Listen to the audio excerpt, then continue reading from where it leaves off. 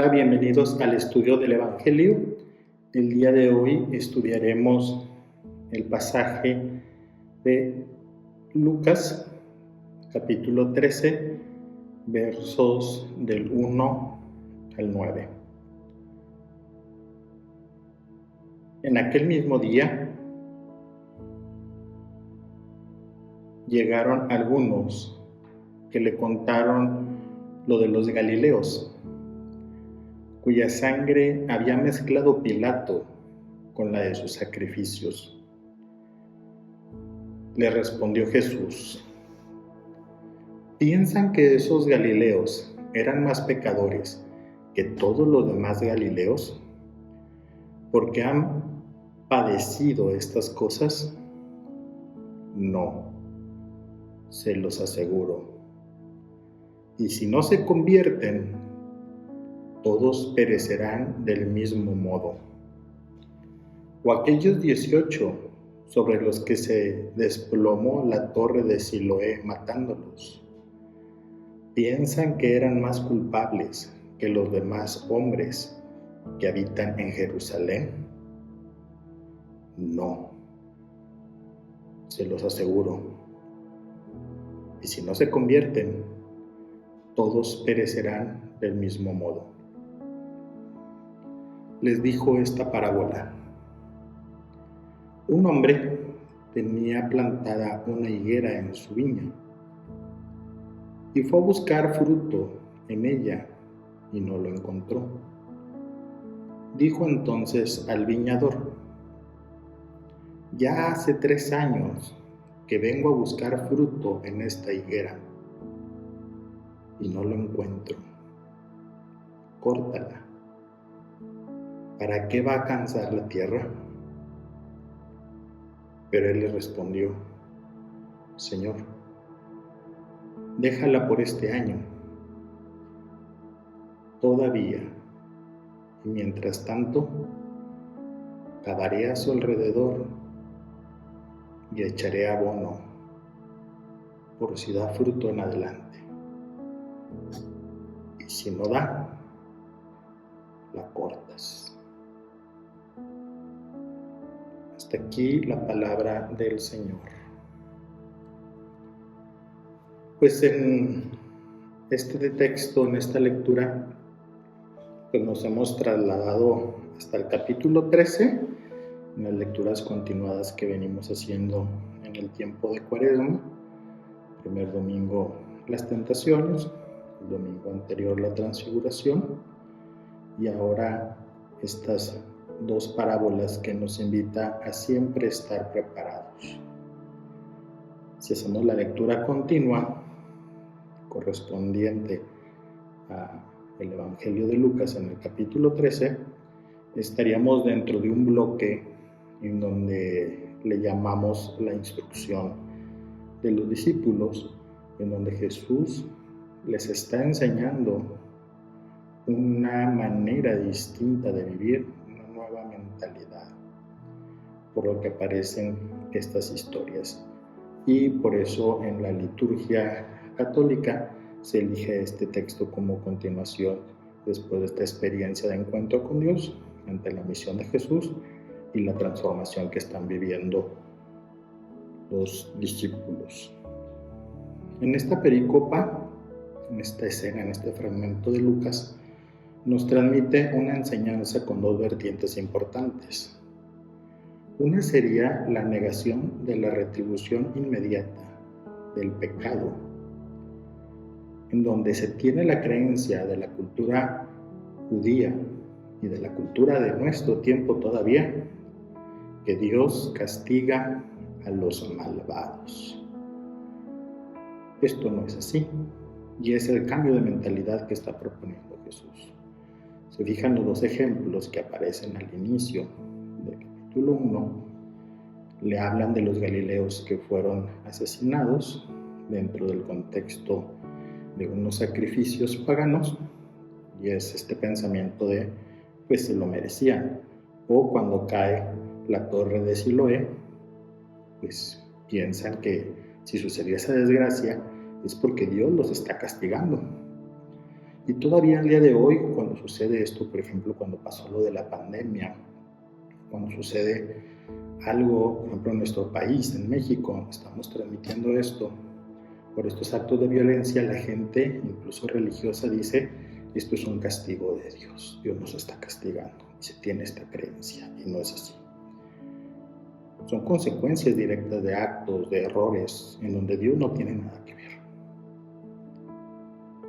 Y comunica sin bien, veladamente, la autonomía de la creación y de la voluntad humana. Es decir, circunstancias, hechos, situaciones.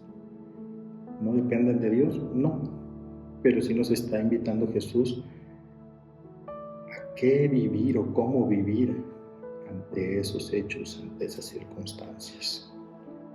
Las consecuencias de la maldad personal no la vamos a ver en reacciones punitivas de Dios. Aparecen en la sensibilidad de quien vive esclavo de su ego, que sería correspondiente al pecado, a la tentación, endureciendo cada vez más su corazón. Eso significa que aumenta el peligro que perezcan definitivamente, es decir, que pierdan la oportunidad de entrar a la Zoe, que es la Zoe a la vida, es perder esta oportunidad de aperturarse a la propuesta de Jesús, a tener este cambio de mentalidad, esta metanoia, incluso esta palabra podría referirse a meternos, a esta mentalidad de Jesús y ver y comprender y vivir el mundo como lo comprende Jesús, como lo vive Jesús. Un mundo de esperanza en donde encuentra vida, donde parece que ya no hay más esperanza, donde abunda la desesperanza, donde pedimos el castigo de Dios para el que es malvado, pero esto está sesgando nuestra maldad. La estamos colocando totalmente fuera. Es una visión escindida. Cuando vemos totalmente la bondad fuera y nosotros somos la maldad, y entraríamos en una dinámica de autocastigo, de autodestrucción. Lucas, ya en el verso 6 al 9, vuelve sobre el tema de las consecuencias de una vida egocéntrica. Y nos da la parábola de la higuera que no da fruto. Es decir, alguien, un ser humano hecho a imagen de Dios, que está en una dinámica de muerte, en un sentido egocéntrico, que está interrumpiendo esta posibilidad de generar vida. Esta situación de esterilidad puede desembocar, como ya decíamos, en no ser apartados de la Zoe y ser cortados de la vida, como en la otra parábola de la viña y de los sarmientos que están unidos a ella, ¿recuerdan? Pero aparece la vocación salvífica del Señor, que compromete a hacer todo lo posible de su parte para llevarnos a un camino de redención, a esta metanoia, a esta transformación. No podemos sacar a alguien que va rumbo a un pozo. Esa decisión es personal. Esta posibilidad de cambiar su rumbo, de girar, de dirigirse todo él hacia otro punto, de otra manera. En el texto nos dice que han sido 3 años, que es el número divino, de totalidad, de plenitud, de perfección, pero que eso corresponde a Dios. Esta higuera ha estado dentro de ese tiempo, dentro de esa presencia de Dios, y está negada a dar ese fruto, pero encuentra esperanza. El jardinero es Dios. Dios mismo es el jardinero. Dios es el jardinero del Génesis. Dios es el jardinero de la viña. Dios es el jardinero del trigo y la cizaña. Dios es el jardinero de la higuera. Dios es el jardinero del día de la resurrección. Haré lo necesario para que dé fruto. Yo le cuidaré. Aflojaré la tierra.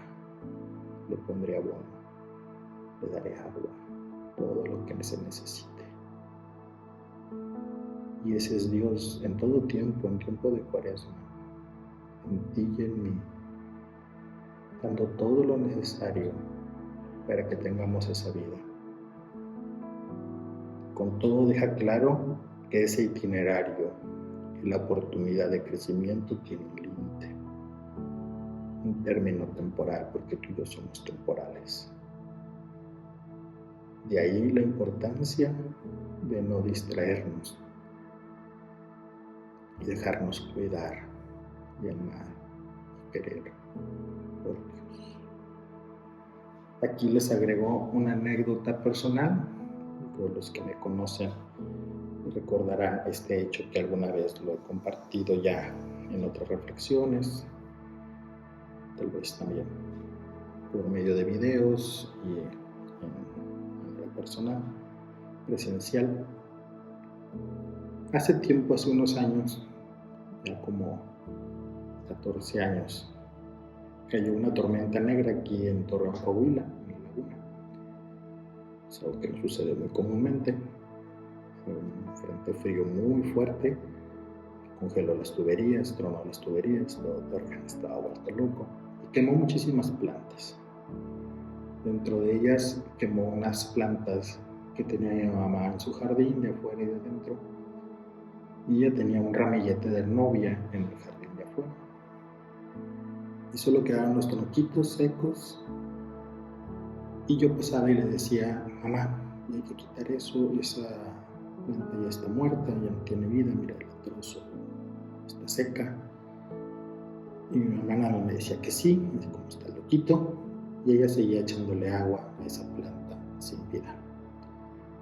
Yo ya sin esperanza en que fuera a surgir algo de ahí, porque era evidente que estaba muerta.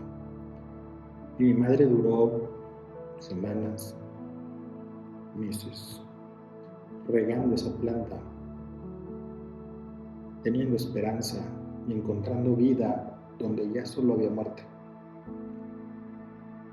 Y después de un tiempo, casi más de 6 meses, empezó a brotar un pequeño tallo verde. Surgió la vida. Y ahí entendí estos textos en donde Dios aparece como el jardinero. Creo que la invitación para esos discípulos en su cambio de mentalidad y los discípulos de hoy es tener esperanza, no perder la esperanza en ese tiempo de Dios, donde Dios va obrando, antes de que acabe ese tiempo, hasta que llegue el momento final. Pero eso no corresponde a ti y a mí hacer ese juicio.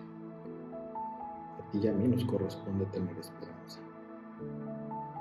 y hacer lo necesario para que surja la vida, en donde parece que ya no hay posibilidades, en donde solo hay muerte.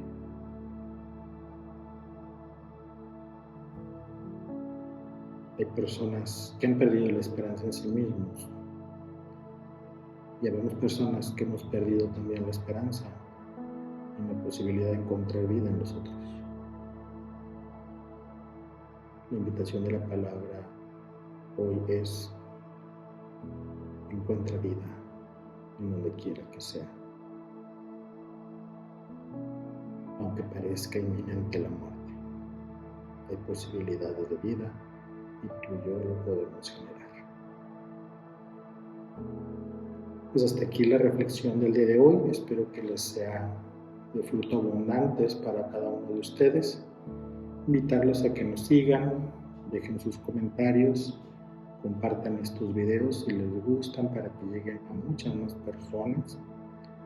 Suscríbanse, que esto nos sirve mucho para seguir en otros proyectos de aquí de la comunidad del lavatorio.